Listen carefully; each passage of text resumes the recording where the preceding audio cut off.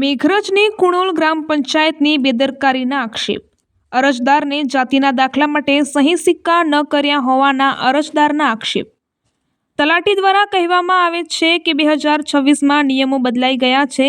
સહી સિક્કાની જરૂર નથી. અરજદાર સમયસર કુણોલ ગ્રામ પંચાયત તલાટી કે સરપંચ હાજર ન રહેતા હોવાના આક્ષેપ.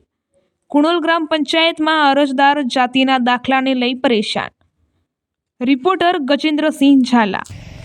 મારું નામ રાહુલ નરેશ જગીઠાભાઈ, રહેવાસી લાલપુર કુણોલ. હું 10 દિવસથી આગળ ધક્કા ખાઉં છું મકાનનો હપ્તો માટે. હું ઘરનું બધું જ કર્યું, અહીંયા આગળ કોઈ હાજર નથી. અત્યારે 11:20 થવા આવી છે, અત્યારે કોઈ પંચાયતમાં કોઈ સાહેબ નથી. સરપંચ સાહેબ, કોઈ વોર્ડના સભ્યો કોઈ અમારી વાત સાંભળવા તૈયાર નથી. મારું એવું કહેવું છે કે તમે ચેક કરો, કોઈ પણ જગ્યાએ મારું મકાન બોગસ હોય, મારો મકાન 2 નંબર હોય, 1 નંબર, 2 નંબર જે હોય તમે ચેક કરો. અને ચેકમાં જો મારું ફેલ જતો હોય મને ફેલ કરો. પણ તમે મને સરપંચ સાહેબ ફોન નથી ઉપાડતા, નથી બોડીને કોઈ જવાબ નથી આપતા. વોર્ડના સભ્યો મને દબાણ કરે છે.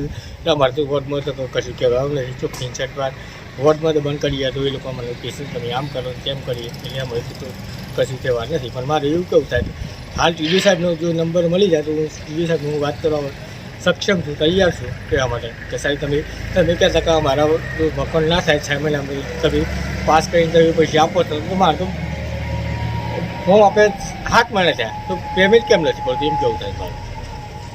આજે એમને કહેવા અમારે કોઈ ટીડી સાહેબ રૂબરૂ માર ઘર આવીને તપાસ કરી ના મળવા આપતા તો નહીં આપતા, વધુ નહીં, કોઈ ટેન્શન નહીં. પણ તમે ચેક કરો એમ. પણ તમે જો સરપંચ સાહેબ વાત નથી કરતા, સરપંચ ફોન ઉપર સરપંચ કહે મારી તો અંદર આવતી જવાબદારી આવતી નથી. તો સરપંચની જવાબદારી તો ઘરમાં જવાબદારી સરપંચની ના આવતી હોય તો મારે પકડવો પડે.